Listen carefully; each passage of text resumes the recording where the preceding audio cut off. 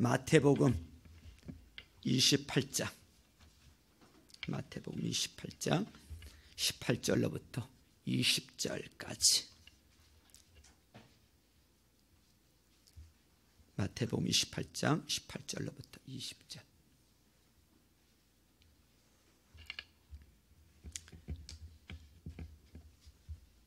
찾으신 분들은 다 기립하셔서 함께 우리 합독하시겠습니다.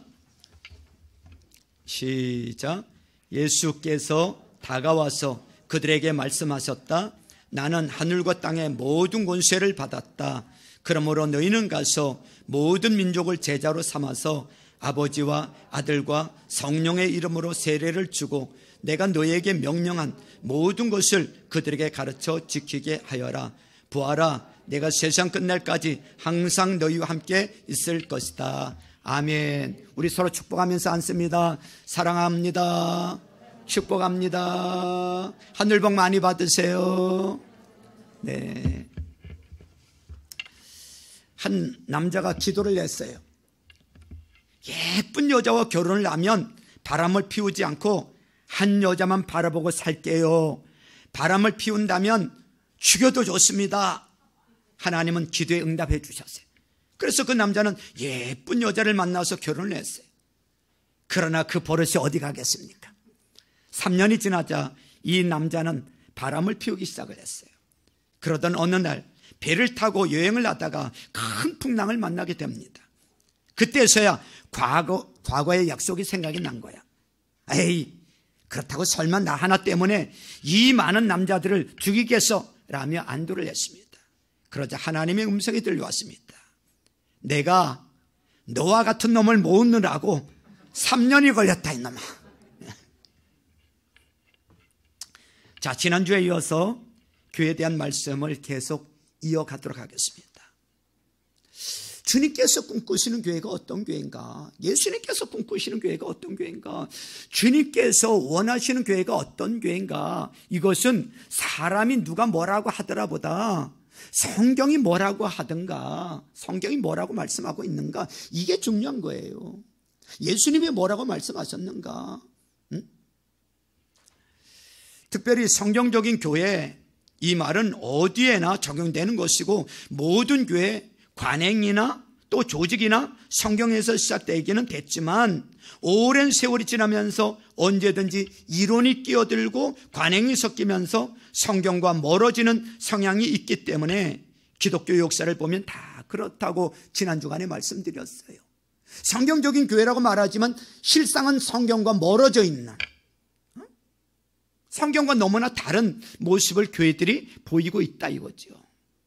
오랜 세월 오면서 이론이 섞여 들어가고 관행이 섞여 들어가면서, 그래서 성경대로 신약교회를 회복하기 위해서 지난주에 말씀드린 게 단순한 성경 이해와 단순한 순종을 해보자. 단순한 성경 이해, 단순한 순종. 성경이 그렇다면 그런 줄 알고, 아니라면 아닌 줄 알고, 하라고 하면 하고, 하지 말라고 하면 안 하고, 하다가 모자라면 보충하고, 잘못됐으면 고치고, 끝없이 발전하고 변해가는 것, 이것이 가정교회다. 이렇게 지난 주간에 말씀드렸어요. 우리 교회는 개척하면서 지금까지 정말 성경적인 교회를 하려고 지금까지 저는 몸부림치면서 왔어요. 그런데 왜 그러면 가정교회로, 성경적인 교회를 해왔으면 그냥 가면 되지, 왜 가정교회로 전환을 하려고 하느냐? 제가 보니까 가정교회가 더 성경적이더라 이거예요. 만약에 더 성경적인 것이 아니라면 바꿀 이유가 없죠. 더 성경적이기 때문에 바꾸는 거예요. 만약에 가정교회를 하다가 이거보다 더 성경적인 것이 나오고 이게 진짜 더 성경적이라 그러면 바꿔야 돼, 안 바꿔야 돼요? 바꾸는 게 맞는 거죠. 우리의 이 기준은 뭐예요? 성경이에요, 성경. 여러분, 교회의 조직을 만들고 같이 밥을 먹고 집에서 모여라, 그런다고 가정교회가 되는 건 아니에요.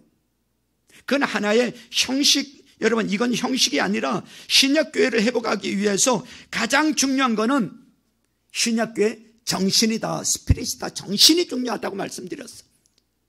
우리가 가정에서 모여서 여러분 밥을 먹어, 형식은 갖췄는데 정신이 없으면요, 가정교회 아니에요.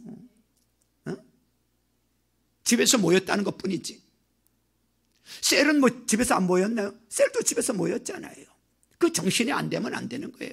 어떤 분이 그런 얘기를 하시더라고요. 집에서 이제 앞으로 모여서 집에서 이제 음식을 준비해서 같이 나눠 먹을 텐데, 그게 좀 부담되겠죠. 그랬더니 어떤 분이 그런 얘기를 하더라고요. 목사님, 셀 할 때 집에서 밥을 안 먹더라도 만약에 셀하고 밖에 나가서 밥 사 먹고 안 또 찻집에 가서 카페에 가서 커피 사 먹고 그러면 그 돈이 사실은 더 들어요. 그러더라고. 그럴 수 있죠. 그죠? 더 들을 수 있어. 그러면. 여러분, 제일 먼저 회복해야 될 신약교회 정신이 뭐냐면 교회 존재 목적이에요. 예수님께서 이 땅에 교회를 세워놓으셨어요. 만들어 놓으셨어요. 의미 없이 만들어 놨을까요?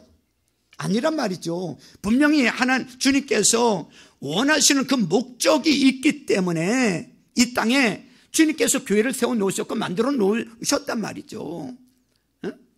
그래서 이 말을 좀 더 쉽게 말씀을 드리면 교회가 이 존재 목적이 뭐냐를 생각해야 되는데 좀 쉽게 말씀을 드리면 교회가 해야 될 제일 중요한 일이 뭐라고 생각하십니까? 교회가 해야 될 제일 중요한 일이 뭐냐 이거예요. 그게 존재 목적이야. 여러분은 교회가 해야 될 제일 중요한 일이 뭐라고 생각하세요? 아마 이것이 여러분들에게 있어서는 교회 존재 목적일 거예요. 우리가 예배를 얘기할 수도 있어요. 또 말씀 교육을 얘기할 수도 있고요. 사람의 친교를 얘기할 수도 있고요. 구제와 선교를 얘기할 수도 있습니다. 다 중요하죠. 안 중요한 건 아니에요. 그런데 진짜 가장 중요한 건 한 가지예요. 여러 중요한 것들이 있지만 궁극적인 목적, 가장 중요한 것, 이것은 한 가지일 거란 말이죠. 오늘 그것을 우리가 다 안다고도 생각할 수 있을지 모르지만 다시 한번 확실하게 아는 시간이 되었으면 좋겠어요. 그런데 우리가 내가 생각하는 그 목적, 또 내가 주장하는 교회에 의해서 가장 중요한 것이 이거다라고 하는 것, 그것 때문에 싸우는 거예요. 여러분, 예배가 중요하다. 여러분, 예배가 물론 중요하죠. 그런데 예배가 중요하다는 사람은 다른 것 하는 것을 참지 못해요. 선교가 중요하다는 사람은 또 예배만 드리는 사람을 용납을 못해요. 우리의 관심과 투자가 내가 생각하는 그 목적에 집중되게 돼 있어요. 그러니까 교회가 말도 많고 그렇게 피곤한 거예요. 그래서 저는 내가 생각하고 여러분들이 생각하는 그런 중요한 교회의 목적 이것보다 더 중요한 게 뭐냐면 예수님이 생각하시는 목적이 뭐냐, 예수님이 뭐라고 말씀하셨는지를 봐야 되는 거예요. 왜? 교회의 주인은 누구시기 때문에? 예수님. 교회 머리가 되시는 분 누구예요? 예수님. 교회는 예수님의 교회야. 교회 주인은 예수님이야. 예수님이 생각하는 목적이 제일 중요하겠지요. 그렇죠? 동의하시면 아멘. 목사가 얘기하는 것보다 더 중요한 게 뭐냐면 예수님이 얘기하신 거란 말이죠. 그래서 저는 오늘 그 예수님이 얘기하신 교회 존재 목적에 집중하는 시간이 됐으면 좋겠어요. 그게 오늘 본문인데 다시 한번 다 아는 듯한 이 말씀 큰 소리로 다시 한번 우리 읽도록 하겠습니다. 마태복음 28장 18절로부터 20절 같이 읽습니다. 시작. 예수께서 다가와서 그들에게 말씀하셨다. 나는 하늘과 땅의 모든 권세를 받았다. 그러므로 너희는 가서 모든 민족을 제자로 삼아서 아버지와 아들과 성령의 이름으로 세례를 주고 내가 너희에게 명령한 모든 것을 그들에게 가르쳐 지키게 하여라. 보아라, 내가 세상 끝날까지 항상 너희와 함께 있을 것이다. 아멘. 자, 이 말씀은 너무 우리가 익숙한 말씀이죠. 뭐 1년에 적어도 한두 번은 꼭 듣는 말씀 아닙니까? 그런데 주님께서 이 말씀을 언제 하셨죠? 승천하시기 전에 하신 말씀이야. 부활하신 다음에 40일 동안 제자들과 함께 있다가 마지막 말씀하시고 하늘로 올라가셨어요. 다시 말해서 마치 유언과 같은 말씀이에요. 이 말씀이 마태복음에만 나오는 것이 아니고 마가, 누가, 요한 또 사도행전 1장까지 하면 이 부분에 대해서 5번 언급하고 있는 거예요. 여러분, 유언이라면 죽기 전에 마지막 당부잖아요.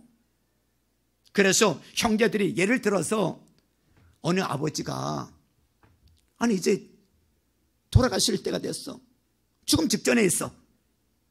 유언과 같은 이런 말을 이제 하는데 두 아들이 있는데 두 아들이 형제지간에 우애가 안 좋아 자꾸 싸우고 그래가지고 아버지가 큰 아들 손을 잡고 작은 아들 손을 잡고 이렇게 놓고 아들아 아버지는 이제 간다. 마지막으로 너희들에게 당부하고 싶은데 너희들 싸우지 말고 좀 서로 사랑하고 우애하면서 살았으면 좋겠다. 서로 화목했으면 좋겠다. 이러고 이제 아버지가 가셨어. 그러면 두 형제가 쌈박질하고 우애가 안 좋던 형제라도 아버지가 그래도 마지막으로 당부하고 간 말씀이니까 그래도 지키려고 노력하겠어요 안 하겠어요? 노력하지요. 이것이 바로 마지막 말의 무게입니다. 우리 저기 히타 좀 꺼주세요. 자꾸 눈이 무거워지시는 분들이 계시는 눈 크게 뜨세요. 자, 저를 보세요. 예. 여러분, 근데 예수님께서 승천하시기 전에 거의 마지막으로 주신 말씀인데 누구에게 주셨냐면 16절에 보세요. 16절에 보니까 11 제자가 갈릴리로 가서 예수께서 일러주신 산에 이르렀다. 여기 보니까 11 제자에게 주신 말씀이에요. 예수님께서는 특별히 당신이 훈련시켰던 12명의 제자가 있는데 이 사람들을 사도라고 부릅니다. 그 중에 한 명이었던 가룟 유다는 예수님을 배반하고 이 자리에 없어요. 예수님께서는 이 명령을 사도에게 주셨어요. 여러분 사도를 한자로 뭐라고 하는가 하면 보낼 사자에 무리도예요. 그러니까 보냄받은 무리라는 뜻이죠. 복수예요. 이것을 단수로 얘기하면 사신 혹은 사자라고 말을 합니다. 사도들은 보냄받은 사람들이에요. 이들은 한 군데에서 사역하는 자들이 아니에요. 예수를 모르는 복음이 들어가지 않은 곳에 가서 복음을 전하고 그리고 영혼을 구원하고 그리고 그 중에서 지도자를 세우고 교회를 세워놓고 그들은 떠납니다. 또 새로운 곳에 가서 복음 전하고 지도자를 세우고 교회를 세워놓고 또 다른 곳으로 가요. 이게 여러분 사도입니다. 사도. 보내심을 받은 무리예요.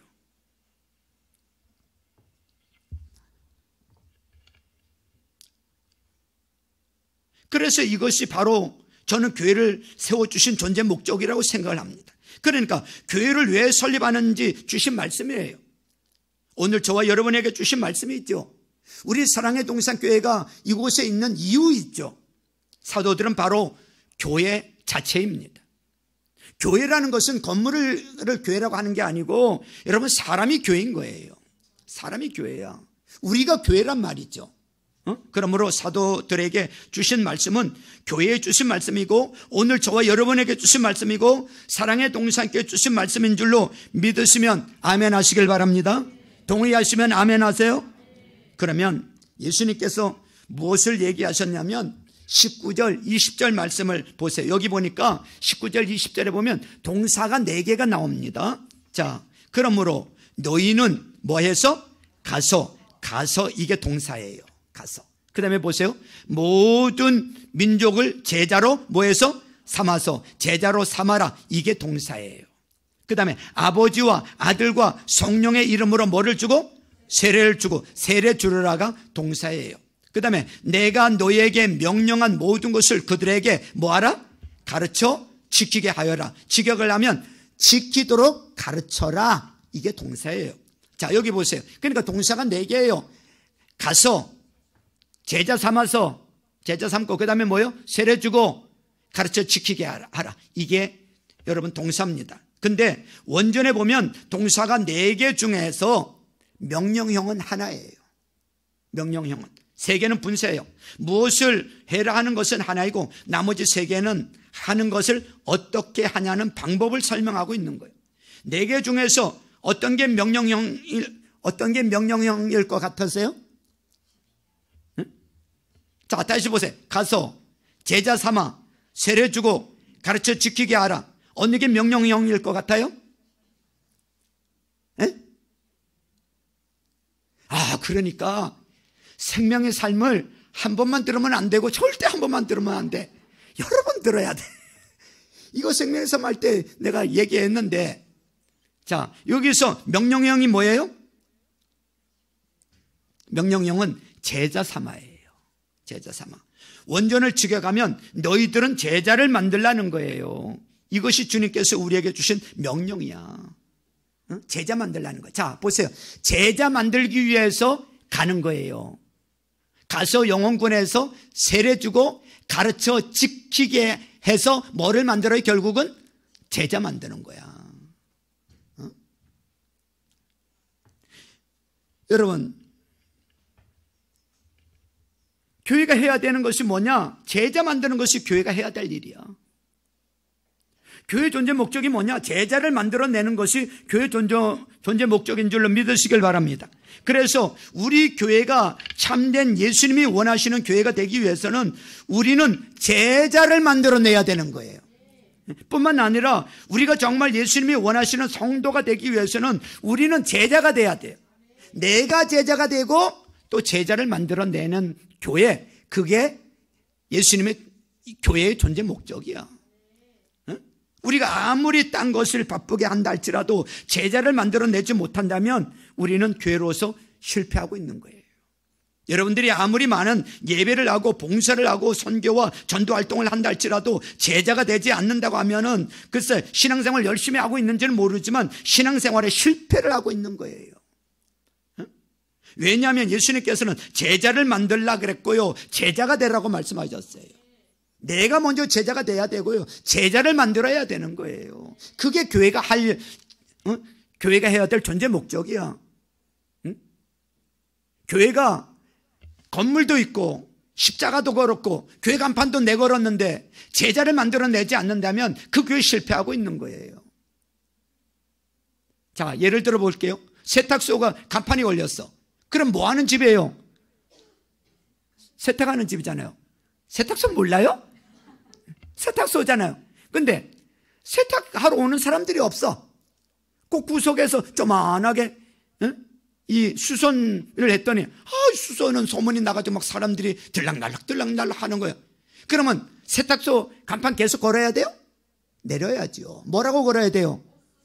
수선집으로 바꿔야지 간판을. 교회도 마찬가지인 거예요.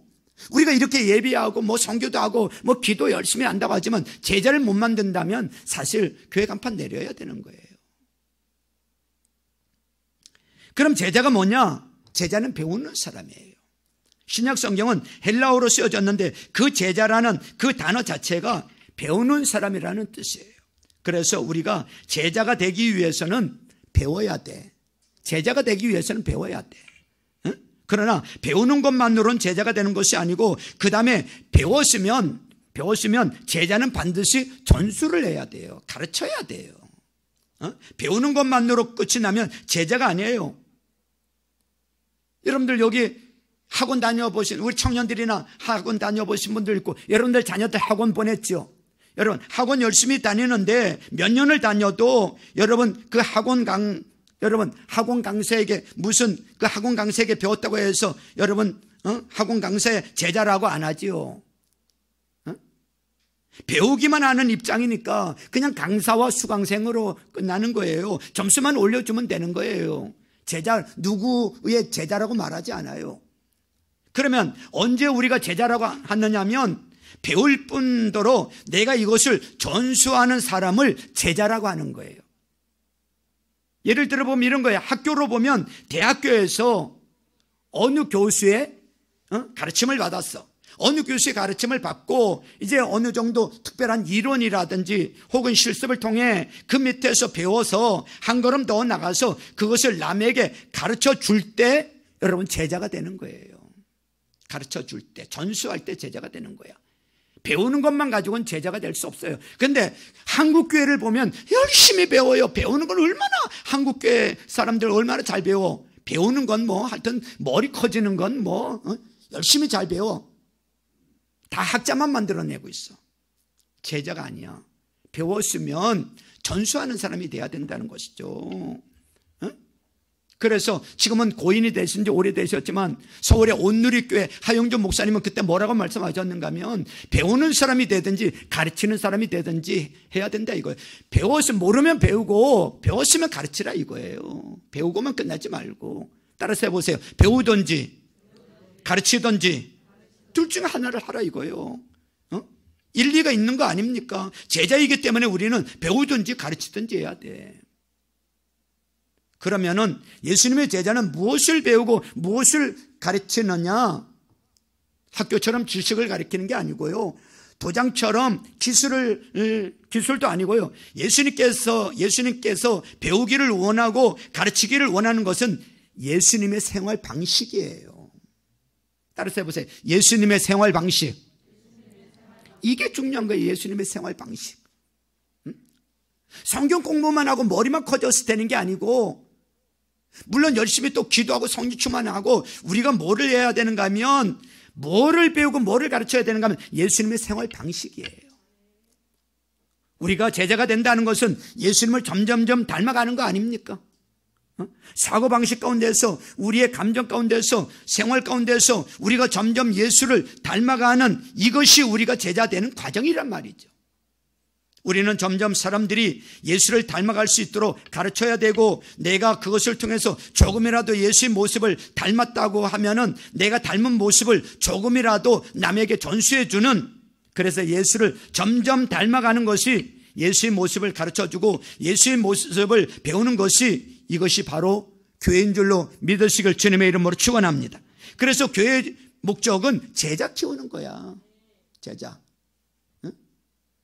제자 키우기 위해서는 누가 먼저 제자가 돼야 돼요? 내가 먼저 제자가 돼야지. 예수를 닮은 사람을 만들어내는 거예요. 교회 존재 목적은. 그래서 시간이 가면서 교회에서 점점 예수를 닮은 사람들이 많아질 때, 예수님처럼 사는 사람들이 점점 많아질 때, 그 교회는 하나님이 교회를 만들어주신, 기독교에서 교회를 만들어주신 존재 목적에 부합한 삶을 살고 있다고 얘기할 수가 있는 거예요. 하나님이 정말 원하시는 교회, 하나님 기뻐하시는 교회가 진짜 되는 거예요. 사람만 많다고 되는 게 아니에요. 저는요, 기도 가운데 이런 마음을 주시더라. 하나님 앞에 내가 섰을 때, 너 김 목사야, 너 목사로 내가 세웠는데 너 뭐 하다 왔냐고 이렇게 물었을 때, 주님께서 너 목회하는데 성도 수가 몇 명이었니? 이거 안 물으실 것 같아. 교인 수가 몇 명이었니? 몇백 명이었니? 몇천 명이었니? 그런 거 안 물으실 것 같아. 하나님, 예수님께서 물으실 것이, 그거는 안 물으셔도 이거는 물으실 것 같아. 너 제자 몇 명 만들었니? 너 제자 몇 명 만들었니? 이건 물으실 것 같아.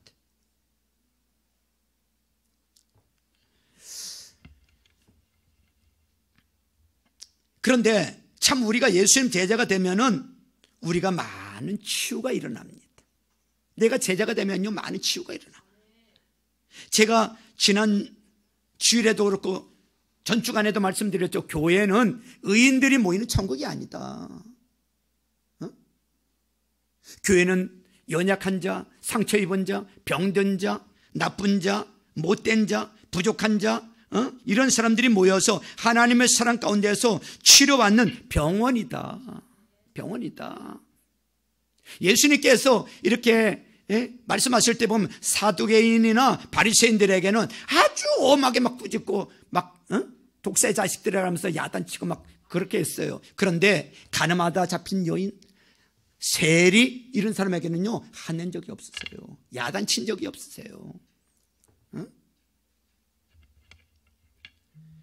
여러분, 그런데 우리가 어떻게 병원이라고 할 수 있는 교회에서 치료 역사가 생기는 줄 아십니까? 우리가 점점 예수를 닮아가면 치료의 역사가 일어나게 돼 있어요. 내 마음에 받은 상처에 집중하는, 잘 들어보세요. 내 마음에 받은 상처에 집중하는 동안은 치료가 안 돼요. 치료가 안 일어나요. 아, 난 누구에게 상처받았어. 나 부모에게 상처받았어. 난 누구에게 상처받았어. 그 상처에 집중하는 동안요 치료가 절대로 안 일어납니다. 누구 미워하는 사람이 있고요, 그 상처를 가지고 상처에 집중하는 동안요 내가 점점 더 병들어갑니다. 내가 더 힘들어요. 내가 죽어요. 나에게 상처 줬던 사람은요, 나에게 상처 준 줄도 모르고 기억지도 못해요. 우리가 예수님 닮아갈 때 마음속에 있는 것이 치료가 되어지는데, 예수님 닮아가기 위해서는, 자, 예를 들면 예수님의 그 삶 가운데, 인격 가운데 가장 눈에 두드러지는 것이 많이 있지만은 그 중에 하나가 뭐냐면, 예수님은요, 용서하셨던 거예요. 용서하셨다는 거 아십니까? 응? 용서하시는 거 아십니까? 아무 죄가 없으신 우리 예수님께서 십자가에서 돌아가실 때도 억울하게 채찍 맞으시고 다 발가벗기시고 얼마나 수치스럽습니까? 누명을 쓰고 억울하게 잡혀서 억울한 누명을 쓰고 십자가에 돌아가실 때 예수님께서 뭐라고 그러셨습니까? 아버지, 이놈들 죽여주세요. 아버지, 내 원수 갚아주세요. 그러지 않으셨어요. 아마 일본 무사 영화 같으면 그러면서 죽었을 거예요. 아들한테, 아들아, 내 원수를 갚아다오. 그랬을지 모르겠죠. 예수님은 그러지 않으셨어. 예수님 뭐라 한 줄 아세요? 누가복음 23장 34절을 보니까 이렇게 말씀하고 계세요. 아버지, 저 사람들을 용서하여 주십시오. 저 사람들은 자기네가 무슨 일을 하는지 알지 못합니다. 저 사람들을 용서하십시오. 이것이 예수님의 모습이에요. 이것이 예수님의 인격이에요. 우리가 예수님을 닮아서 우리가 용서하는 이런 사람이 될 때에 우리 마음속에 치료가 일어나는 줄로 믿습니다. 할렐루야. 여러분, 일부 예배 마치고 어떤 분이 기도를 받으면서 나를 좀 사랑하게 해달라고 이런 기도를 내셨더라고. 그래서 제가 기도해 주면서, 예수님, 우리 집사님 정말 얼마나 사랑받는 분인 줄 알게 해달라고. 이 우주 만물을 창조하신 창조주 하나님, 그 죄 없으신 그분이 나 한 사람 구원하겠다고, 나를 구원하겠다고 그 하늘 보좌 영광을 버리시고 이 땅에 오셔서 죄 없으신 그분이 이렇게 고난을 당하시고 나를 위해서 죽어주셨는데, 나를 얼마나 사랑하시면 나를 위해서 죽어주셨을까? 내가 얼마나 소중한 존재면, 내 가치가 얼마나 크면, 내가 이렇게 얼마나 소중하고 내가 사랑받는 사람이라는 것을 좀 알 수 있도록 도와주세요. 여러분, 우리는 세상 살면서 마음에 깊은 상처를 갖고 살아요. 어릴 적에 받은 상처도 있고요, 커서는 배신해서 받은 상처도 있고, 이 상처가 어떻게 치료됐느냐? 맨날 쏟아놔도 조금은 시원하지만 해결이 안 돼요. 기도를 해도 조금은 도움은 되지만 해결이 안 돼요. 그 자체로 해결이 안 돼요. 언제 그 상처를 치료받느냐면 용서할 때 치료를 받아요. 용서할 때. 기도와 같이 용서하는 사람이 될 때 치료를 받습니다. 저는 용서의 엄청난 능력을 극적으로 목격했던 적이 있어요. 25년 정도 벌써 된 것 같아요. 오래된 이야기예요. 부목사 시절이었어요. 어떤 한 자매가 교회 갑자기 다리가 쫄뚝쫄뚝 질질 이게 걷는 게 불편해서 이렇게 증세를 보였어요. 교회를 못 오다가 3주일 만에 절룩절룩하면서 나왔어요. 성령님께서 그 자매를 위해서 기도해 주라는 말씀하시는 것 같았어요. 하나님의 음성을 듣고 기도하면 즉시 응답이 있다는 것을 저는 알고 있어요. 그래서 제 사무실로 그 자매를 잠시 불렀어요. 그리고 다리가 아프기 시작할 때 무슨 특별한 일이 있었는지를 물어보았어요. 한참을 망설이다가 이 자매는 갑자기 눈물을 주르륵 흘리면서 토려놨어요. 남편이 하는 사업이 어려워지면서 자기 보고 직장을 가지라고 보채더라는 거예요. 오래된 이야기예요. 자매님의 전문 분야를 살릴 수 있는 일을 찾기가 거의 불가능한데 말입니다. 자기 보고 직장생활 하면서 돈 벌어 오라 하니까 자매님은 그런 남편이 미워졌던 거예요. 이 일을 듣고 저는 그 자매님에게 이런 말을 했어요. 남편을 용서하고 원망했던 것을 하나님께 회개할 용의가 있습니까? 그래야 낫습니다. 그랬더니 그 자매는 잠시 생각하더니 눈물을 주르륵 흘리면서 남편을 미워했던 것을 회개하고 남편을 용서하는 기도를 했습니다. 그런 후 제가 머리에 손을 얹고 기도를 해줬어요. 얼마 후 자매로부터 받은 카드에는 이렇게 적혀 있었어요. 목사님께 깨끗이 나았습니다. 하나님의 새로운 면을 발견하도록 해주시고 하나님의 능력을 체험하게 해주심을 감사드립니다. 이렇게 써져 있었어요. 사랑하는 성도 여러분, 우리가 정말 치료받기 위해서는 신체적으로 치료받고 정신적으로 치료받고 영적으로 치료받기 위해서는 우리는 점점 예수님을 닮은 인격으로 변화되어 가는 것이 제일 좋은 길인 줄로 믿습니다. 우리가 예수님을 닮은 사람이 점점 되어갈 때 우리 안에서는 알지도 모르게 우리는 치료 역사가 생기는 거예요. 나도 모르게 치료 역사가 생겨요. 병원인 교회에서 내가 치료받기 위해서는 내가 그도의 제자가 되겠다는 이런 노력이 있어야 되는 거예요. 내가 그도의 제자가 되겠다. 다른 사람이 아니에요. 내가 그도의 제자가 되어야 되겠다. 주님이 원하시는 것이 그도의 제자예요.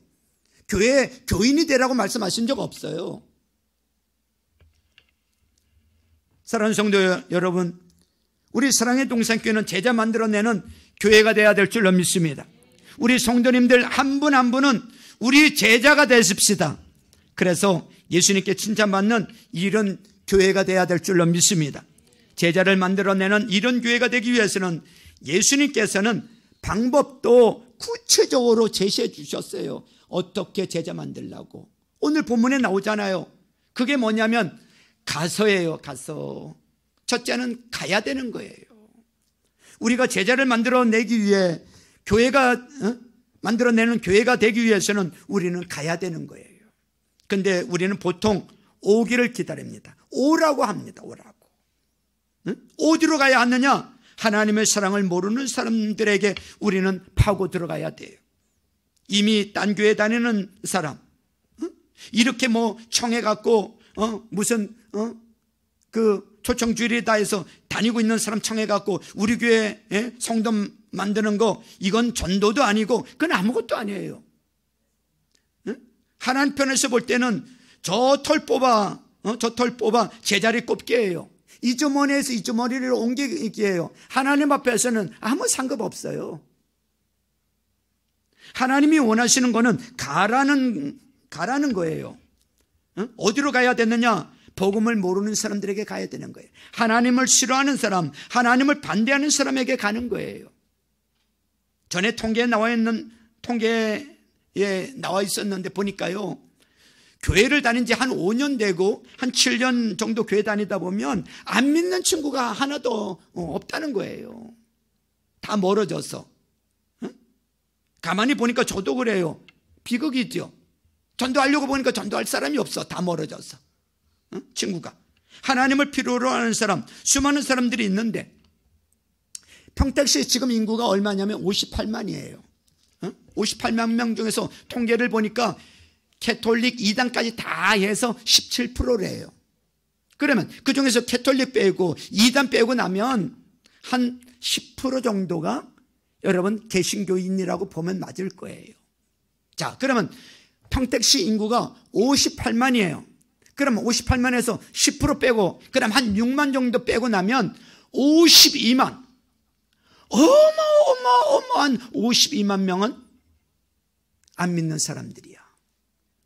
예수 안 믿는 사람들이요. 구원 못 받은 사람들이요. 지금 만약에 예수님 오신다면 다 지옥 갈 사람들이요. 우리 주변에는 구원받아야 될 사람들이 이렇게 많다는 거야. 그러니까 우리는 그 구원받은 6만에 우린 집중하는 게 아니고 구원받아야 될 52만에 우리는 한번 집중해보자 이거예요. 그게 가정교회 정신이에요. 다른 교인들 우리는 뺏어오지 않아요. 응? 여러분, 처음에 하나님께서 예수께서 우리를 보고 가라고 했는데 우리는 편한 사람, 믿는 사람들끼리 모여서 똘똘 뭉쳐서 재미있게 지내다 보니까 하나님을 모르고 멸망해 가는 사람들에게는 우리가 도와주지를 못하는 거예요. 처음에 내가 예수님 영접하고 주님을 영접하고 한 1, 2년 정도 제자 훈련도 받고 1, 2년 정도는 분리가 좀 필요해요. 왜냐하면 우리가 예수님을 영접하고 아직 제자가 되지 못한 상태에서 세상 사람 자꾸 만나다 보면 오히려 끌어오는 게 아니라 끌려갈 가능성이 크기 때문에 그렇습니다. 그러나 우리가 어느 정도 훈련을 통해 제자가 된 다음에는 우리는 가야 되는 거예요. 누구에게 가야 돼요? 예전에 술 친구에게 가는 거예요. 옛날에 당구 치던 친구에게 가는 거예요. 옛날에 포크하던 친구에게 가는 거예요. 옛날에 나쁜 짓 하던 친구에게 가는 거예요. 그래서 저는 어떻게 해서든지 우리 성도들은 제자가 되어서 가는 사람이 됐으면 좋겠어요. 안 믿는 친구를 여러분 잃지 마시길 바랍니다. 간 다음에 그 다음에는 어떡합니까? 갔으면 그 다음에 세례 주고가 무엇이냐면, 여러분 사전전에 보니까 옛날에는 예수님을 주님으로 영접하면 즉시 세례를 줬어요. 지금은 예수님 영접하고 한참 있다가 학습도 주고 그 다음에 좀 있다가 1년 걸리고 그랬는데, 여러분 이 신약성경에 보면 예수님 영접하자마자 바로 세례 줬더라고요. 그래서 이게 동시에 일어났어요. 성경에는 같은 말입니다. 무슨 말인지, 우리가 아무리 가서 안 믿는 사람과 지내도, 밥을 먹고 같이 운동을 같이 하고 같이 캠핑을 가도 그것으로 그치면 아무 소용없어요. 우리가 가는 이유는 뭐냐? 기도를 이분들에게 소개하여 영접하도록 하고 세례 주려고 가는 거예요. 왜? 우리는 문제가 다 없는 것 같은 사람들도 실상을 들여다보면 외로움 속에서 공허감을 느끼면서 사는 사람들이 너무 많아요. 염려 가운데 사는 사람들이 너무 많아요. 지난 주일에 말씀드렸죠. 갤럽에 의해서 조사하니까 우리나라 사람 52%가 외로움을 느끼고 있다고. 국민들의 절반이 외로움을 느끼고 있대. 남자들이 더 많대, 외로움을 느끼는 게. 이 모든 문제를 예수님께서 해결해 주실 수 있으시기 때문에 우리는 그래서 가는 거예요. 어떻게 해서든지 갈 뿐만 아니라 예수님을 이분에게 소개해서 이 사람들 가운데 예수님 영접하고 세례 주고 여러분들이 사랑하는 주위 분들을 도와드릴 수 있는 제일 훌륭한 것이 뭐냐면 예수님 소개해 주는 거예요. 주위 사람들에게 제일 해줘야 될 일이 예수님 소개해 주는 거예요. 예수님만이 인생 허무의 문제를 해결해 주실 수 있고, 예수님만이 우리의 염려를 없애주시고, 예수님만이 우리가 받은 상처를 치유해 주실 수 있고, 그래서 우리가 할 수 있는 거는 예수님을 소개하는 거예요. 예수님 소개해서 영접하게 하고 그 다음에 세례 주는 거예요. 그 다음에 해야 되는 것이 뭐냐면 가르쳐 지키게 하라고 말씀하고 있어요. 가르쳐 지키게 하라. 제자가 되도록 가르쳐야 돼요. 지식적인 성경 공부가 아니라 제자를 만들어내는 성경 공부. 그래서 우리는 지식만 가르치는 게 아니라 삶을 변화시켜야 된다 그래서 삶 공부라고 하는 거예요. 성경 지식만 가르쳐 주는 게 아니라 삶이 바뀌어야 된다. 그래서 삶 공부라고 하는 거예요. 예수님의 모습을 닮아가도록 가르치는 성경 공부. 이것을 통해서 제자를 만들어내는 것이 기도가 교회 주신 사명인 줄로 믿으시길 바랍니다. 우리는 가야 됩니다. 그리고 예수님을 소개해 주어야 되고요, 세례 주고, 그리고 우리는 가르쳐야 돼요. 이것이 바로 교회 존재 목적이요, 제자를 만들어내는 것이. 사랑하는 성도 여러분, 우리 교회 존재 목적을 우리 잘 아셔야 될 줄로 믿습니다. 우리는 방법을 목적과 혼동하기가 쉬워요. 많은 교회들이 조직도 잘 돼 있고요, 좋은 프로그램도 많아서 막 숨 쉴 새가 없을 정도로 바쁘게 돌아가는데, 큰 교회들 보면 막 수백 가지의 프로그램이 돌아가는 교회도 있는데 정작 제자는 못 만들어내는 경우가 많아요. 왜 그런 줄 아세요? 방법만 알고 목적을 모르기 때문에 그렇습니다. 사랑하는 성도 여러분, 우리 교회는 제자를 만들어내는 교회가 돼야 됩니다. 할렐루야. 프로그램 많은 게 중요한 게 아니에요. 우리는 성도 한 분 한 분이 제자가 되십시다. 우리가 무엇을 하든지 간에 방법과 목적을 잘 구별해서 예수님이 우리에게 주신 사명, 예수님께서 우리에게 주신 목적, 이것을 발견하고 섬기십시오. 이런 제자를 만들어내는 가장 좋은 방법이 저는 가정교회라고 저는 생각을 했던 거예요. 우리가 어떻게 제자를 만들어냅니까? 제자를 만들어내는 것이 지식을 가르치는 것이 아니라, 기술을 가르치는 것이 아니라 생활 태도를 가르치는 것이라고 하면은 우리가 어떻게 제자를 만들어내겠느냐 이거예요. 이렇게 많은 사람들 앉혀놓고 이렇게 대중을 상대로는요 제자가 나오지를 않아요. 작은 소그룹을 통해서 제자가 만들어져요. 예수님도 어떻게 제자 만드셨어요? 예수님도 보세요. 예수님도 어떻게 제자 만드셨어요? 막 5,000명 막 많이 모인 데서 제자를 만들었어요? 아니에요. 제자를 만들기 위해서 몇 명을 택했어요? 12명의 소그룹, 12명의 소수의 사람들을 모아서 여러분 이 소그룹을 통해서 제자를 만들었어요. 그렇죠? 저는 성경을 보면서 이상하게 느낀 대목이 있어요. 예수님께서 어느 날 떡 5개와 물고기 2마리를 가지고 축사하시고 거기에 장정만 5,000명, 수많은 사람들이 막 한화하고 왕으로 삼으려고 하고 막 한화했어요. 그런데 사도행전 딱 1장에 가보니까 마가의 다락방에 모여서 기도, 예수님 성령 받기 위해서 기도한 사람은 몇 사람이에요? 120명이야. 나머지 사람들이 다 어디 간 거예요? 다 어디 갔습니까? 예수님께서 십자가에 돌아가시기 전에 성전에서 이렇게 가르칠 때 많은 사람들이 예수님의 가르침을 듣고 설교를 들었어요. 그리고 은혜도 받았어요. 그러나 예수님께서 십자가에 못 박히실 때 그 사람들은 다 어디 있었을까요? 예수님을 십자가에 못 박으라고 외치고 있었어요. 은혜 받았던 사람들이. 대중을 상대로 한 설교와 대중을 상대로 한 성경 공부는 우리에게 감동을 물론 줘요. 우리에게 이제는 정말 제자가 되겠다는 결심을 심어주기도 해요. 그러나 구체적인 제자화는 그다지 큰 효과가 없어요. 제자는 몇 사람이 모여 생활을 나눌 때 만들어지는 거예요. 몇 사람이 소그룹을 통해서 생활을 나눌 때 제자가 만들어져. 그런 의미에서 가정교회는, 목장은 예수님이 주신 대사명을 이루는데 가장 효과적인 도구가 될 수 있는 거예요. 우리가 열심히 봉사하는 교회가 되기 위해서는 가정교회 없어도 돼요. 우리가 열심히 선교만 하는 교회가 되려면 가정교회 없어도 되고요. 우리 열심히 사회활동하는 교회가 되기 위해서는 가정교회 없어도 돼요. 우리가 예배만 잘 드리는 교회가 되기 위해서는 가정교회 없어도 돼요. 그러나 우리가 정말 제자를 만들어낸 이런 교회가 되기 위해서는, 주님이 원하시는 교회가 되기 위해서는 가정교회가 없으면 안 되더라는 거예요. 목장 없이는 안 되더라는 거예요. 여러분, 가정교회 장점을 한번 들어보십시오. 예수님께서 그러셨어요.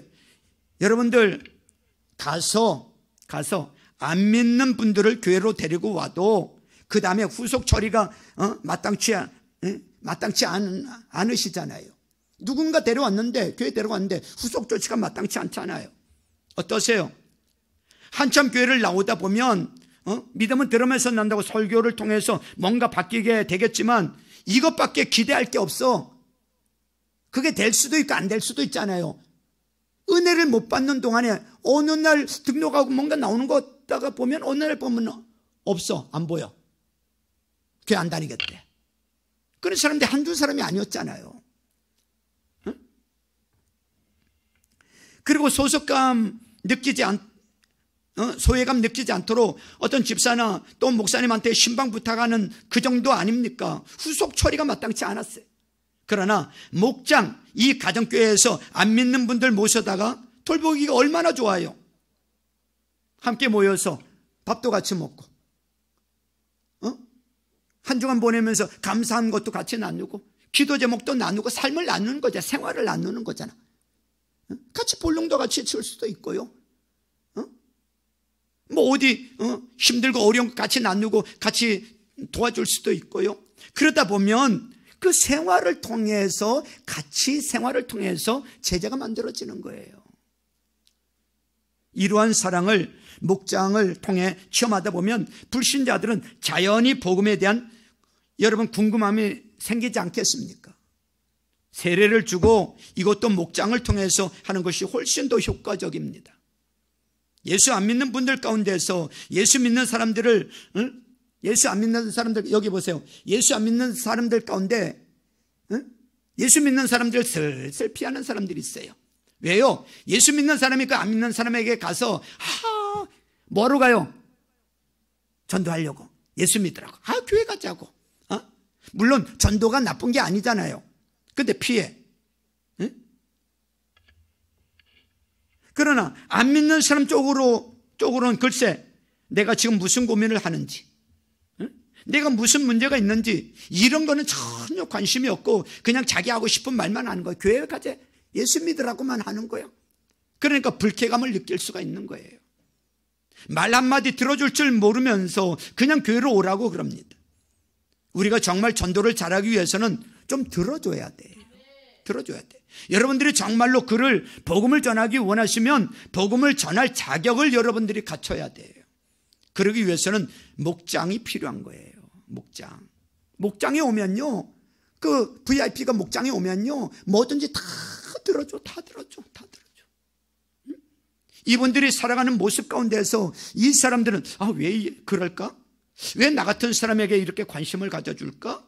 이 사람들은 어떻게 이런 삶을 살 수가 있을까? 그래서 언젠가는 이런 질문을 하는 거예요. 나도 예수 믿으면 그렇게 되는 겁니까? 나도 예수 믿으면 그렇게 됩니까? 그때 우리가 자격을 딴 거예요.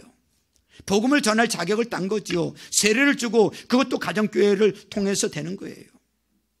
그 다음에 가르쳐 지키게 하라, 이것도 가정교회를 통해서 되는 거예요. 어떤 분이 예수님을 주님으로 영접한 이분을 키워줄 수 있는 가장 좋은 위치에 있는 분이 누군지 아십니까? 예수님을 영접하도록 예수님을 소개하신 분을 통해서 양육이 되는 게 가장 좋은 거예요. 사실은 그분에게는 이런 감정적인 친근감이 있어요. 그런데 내가 예수님 영접하도록 도와만 주고 그 후로는 다른 분에게 가르치라고 자꾸 밀어내면 사실 효과가 떨어집니다. 그러나 가정교회 그 안에서는 주님의 사랑을 깨닫고 그 안에서 주님을 영접하고 한 걸음 더 나가서 그 안에서 양육을 받는 이런 아름다운 역사가 이루어질 수가 있는 것입니다. 사랑하는 성도 여러분, 예수님께서 우리에게 사명을 주셨어요. 정리합니다. 제자를 만들라는 사명을 주셨어요. 제자가 되라고 하는 이런 명령을 우리에게 주셨어요. 우리 사랑의 동산교회 여러분들은 우리 목적을 분명히 깨닫고 방법에 너무 매이지 아니하고 이 목적을 향해서 전력 투구하며 우리 자신은 예수님의 모습을 점점 닮아가서 내 삐뚤어진 성격이 바로 잡아지고 내 마음속에 있는 상처가 치료가 되어지고 내 잘못된 생활 방식이 고쳐지는 놀라운 은혜를 체험할 수 있기를 주님의 이름으로 축원합니다. 저는 이 가정교회를 만나서 왜 이 가정교회를 하려고 이 결단을 하고 가정교회로 전환을 하고 있는가 하면, 만약에 셀이 더 성경적이라고 하면 가정교회 받아들일 이유가 없죠.